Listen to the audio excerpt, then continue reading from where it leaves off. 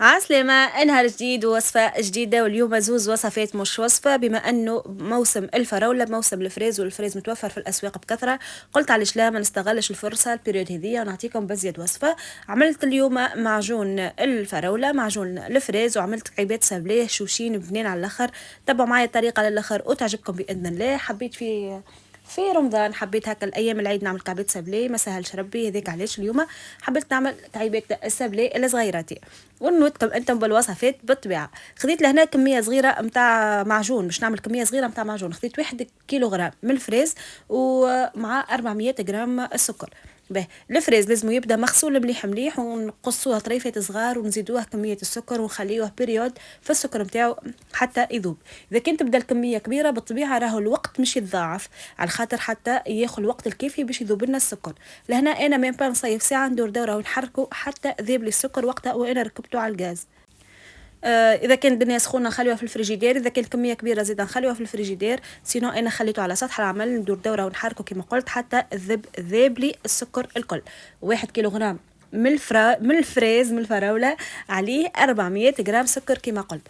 لهنا بما ان الطنجره اللي استعملتها الاولى كبيره، حاولت في طنجره اصغر. المفيد يبدا القيع نتاعها 200 وتبدا ما تلصقش. حاولتها في طنجره اصغر خاطر كما تعرفوا المعجون مش يزيد ينشف، ما هوش باش تبدا لك كميه كبيره زيد باش نخليه هكا في طنجره كبيره ويتفرد في البلايص الكل. شنو باش نعمل هنا؟ باش نخليه على نار هاديه كما شفتوا، النار من متوسطه الى ضعيفه، من متوسطه الى ضعيفه، مر ضعيفه جدا. والاستيس، اول استيس باش نقول لكم عليها، انكم تغطيوه او مش تغطيوه، تاخذوا مغرفه لوح وتخليوها على الطنجره من الفوق كما شفتوا. علاش؟ باش ما تفيضش، باش ما يفورش، خاطر راهو اي نوع نتاع معجون يفور. وبالنسبه للوصفه نتاع اليوم راهو تنجموا تطبقوها مع اي نوع نتاع غلال. الاستيس الثانيه شنو هي؟ الاستيس الثانيه انه هذيك الكشكوشه البيضه اللي تطلع في الاول لازمها تتنحى، تبدا يا اما بيضه والا هكا لونها كما نقولوا بني فاتح، لازمها تتنحى باش المعجون متاعنا يصبر لمده طويله. باش نقول لكم المعلومات نتاع كميه كبيره، سينو ان الكميه صغيره ماهيش مش تقعد لك، يعني كميه ما هيش تقعد لي بيريود كبيره، نجم حتى ما نحيهش الكل هذيك الكشكوشه البيضة كما قلت. لهنا راني كل سيكونس نعملها نقصهم بعد نعاود نوريكم المرحله اللي بعدها. يعني ديما ندور دوره ونحركه وقت اللي نحس انه كميه الكشكوشه هذيك البيضة اللي لونها مش مزيان، ما فيش الحموريه وفات، وانا نزيدها القارص. اليوم اخترت اني زدتها روندير نتاع قارص وخليته يطيب. علاش؟ القارص اول حاجه باش يخلي لنا المعجون نتاعنا ما يسكرش، والثاني حاجه واهم حاجه بون انا بالنسبه لي اهم، نحب شويه قروصيه في المعجون، شويه ميم با هكا اريرغو دقه قروصيه. هذاك علاش عملت روندين نتاع قارص بالقشره نتاعو وخليته يطيب من بعد في الاخر باش نحيه. راهو حتى كي ترميو القارص مش تحسوا شويه كشكوشه بيضه تنجموا تستغنيو عليها كيما هكا. راني نحكي في لي زاستيس هذوما على اساس انتم مش تعملوا 3 4 كيلو مثلا، كميه اكبر ومش تدوم لكم ليه شهرين او 3. تنجموا تطبقوا الوصفه باش ما يفسدش، خاطر ذيك الكشكوشه البيضاء هي اللي تفسد لنا في مرحله قادمه. لهنا تخلصت من الكشكوشه الكل. في المرحله هذه شنو باش نعمل؟ نحيت الروندير نتاع القارص، سي ما عادش نسحقه كما شفتوه ذبل جمله، يعني الوسطاني نتاعو الكل ذبل وتبدل لونه الى الاحمر. القشره بالطبيعه ما نسحقهاش، نحيها. ولهنا مش نرحي الكميه، بما اني انا اليوم باش نعملوا في السابلي تنجموا تخليوه قطع راهو بطبيعته، هو من بعد تنزل عليه هكا بمغرفه ولا بفرشيطه تلقاه ذايب، يعني تنجم تخليوه قطع. اما انا حبيت هكا نرحي شويه بالميكسور بلونجون باش من بعدين يقعد لي القوام نتاعو هكا رطب على الاخر باش نجم نعمل به السابلي كيما قلت. سير ريحته الكل والغاز ديما ضعيف، راه ردوا بالنا وقتها. وانا باش نزيد نخليه يطيب تقريبا 10 دقائق. ينجم يكون 10 دقائق كما ينجم يكون اكثر. علاش؟ ديما نقول حسب الكميه اللي عندكم، ديما الكميات الصغيره ما تبطاش. وقتاش نعرفوها طاب؟ اول حاجه نحسوها يبقبق من الجهات الكل، شفتوها الكل يبقبق، شفتوها كيفاش الكل يبقبق تقريبا طاب. ناخذ هنا لهنا مغرفه، ناخذ مغرفه ونحاول نصب. اذا كان لقيت الكميه تتصب تجري، يعني المعجون يتصب يجري، راهو مازال. اذا كان يبدا متقطع راهو طاب. انا طاب سايي خليته يبرد شويه، ومن بقى لي كان مش نخليه في الحكوك نتاعو، المفيد لازمه يبرد 100%. لهنا بارد، اما لكن ديما بحراره الغرفه. وبالرغم اللي هو برد شويه شوفوها كيفاش يتماسك. ديما المعجون واي نوع نتاع معجون ما نطفيوش عليه هو عاقد، على خاطر اذا كان عاقد بعد كي يبرد يولي يابس. لذلك علاش ديما هكا ناخذ بعين الاعتبار انه هو من بعدين ماشي هكا يتجمد شويه اعتباره سيرو. لازمنا من الاول نخليوه كما شفتوا هذاك الخط المتقطع هذايا هو. به صبيته في الحكوك نتاعو، خليته كيف كيف على سطح العمل حتى يزيد يبرد شويه. وباش نمشي نحضر السابلي، باش نحضروا كعبية سابلي بنين على الاخر هشوشين. صدقوني في نهار ولا في نهارين كملناهم تيلمون بنان وعجبوا الصغار. خذيت 200 غرام زبده او مرغرين بحراره الغرفه، خذيت 120 غرام سكر محور، خذيت بيضه واصفر بيضه، باكو سكر فانيليا، شطر باكو خميره مرطبات، والاضافه نتاع اليوم باش نزيد باكو كريم باتيسير بطعم البنان. انا حبيته هكا. تنجموا تعملوا 40 غرام نشا كيما تنجموا تعملوا باكو كريم باتيسير بطعم الفانيليا. انا اليوم عملت طعم البنان علاش هو جيست عندي في خاطر هو عندي في الدار اول حاجه، وثاني حاجه هكا تذكرت هكا في الماضي كنا نعملوا الحلويات بروح البنان. ما نعرفش وقتها انا صغيره وماما يرحمها كانت تعمل لنا الحلو، تعمل هكا قطرات من روح البنان في الحلو. ما نعرفش شنو هما، نسيت راهو جيست هكا جيني المطعم في فمي، قلت علاش لا ما نستعملش البنان. مش البنان هذيك الكريم باتيسير اللي عطاتني مطعم نتاع بنان بالحق، جيني المطعم بنين.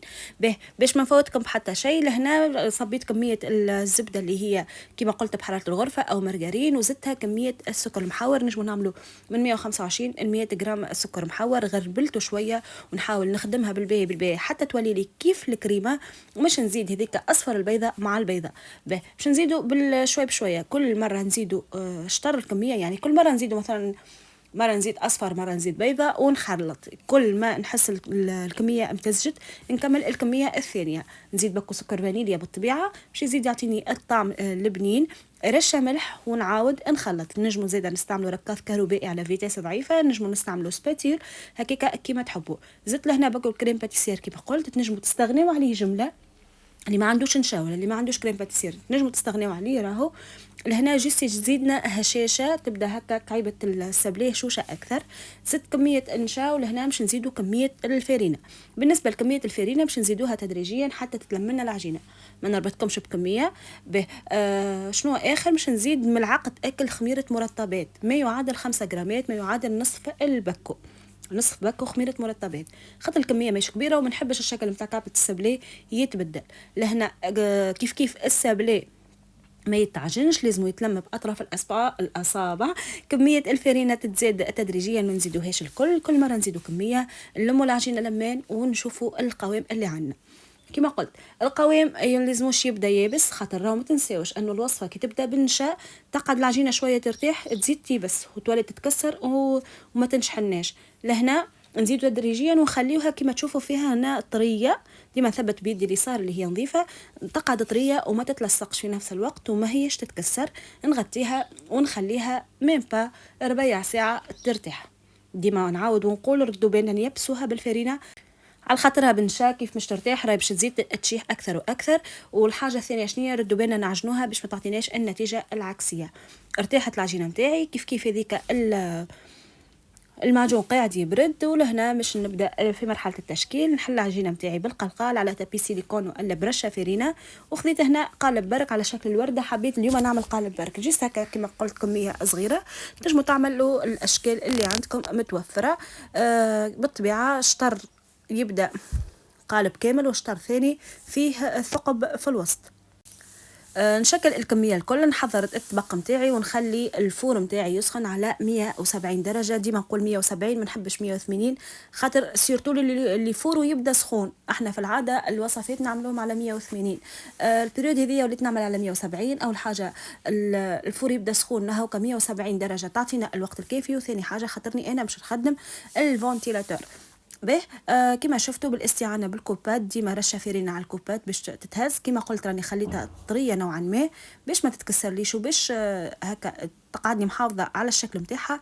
رشه فرينه على الكوبات، يدي كيف كيف فيها رشه صغيره، ما لازمناش نشيحوها كما قلت باش نهزوها بسهوله. نعبي الطبق نتاعي وندخلو في الفور والعمليه عملتها 3 مرات. معناتها 3 اطباق نتاع فور، الطبق الاول الثاني والثالث، كميه باهيه معتبره كما قلت في العشويه والصبحيه ما شاء الله وفات. هذه الكميه الاولى. انا عندي ذيك التابي سيليكون اللي هكا مجرحه فيها هكا مربعات جواد، اذا كان عندكم تنجموا تستعملوها تعطيكم شكل ازين للسابلي. كان ما عندكمش مش لازم. اذا كان ما عندكمش شوفوا لي قبل كل شيء، شوفوا لي الهشاشه نتاع الكعيبه، شوفوا لي محلاها هشوشه على الاخر بالحق.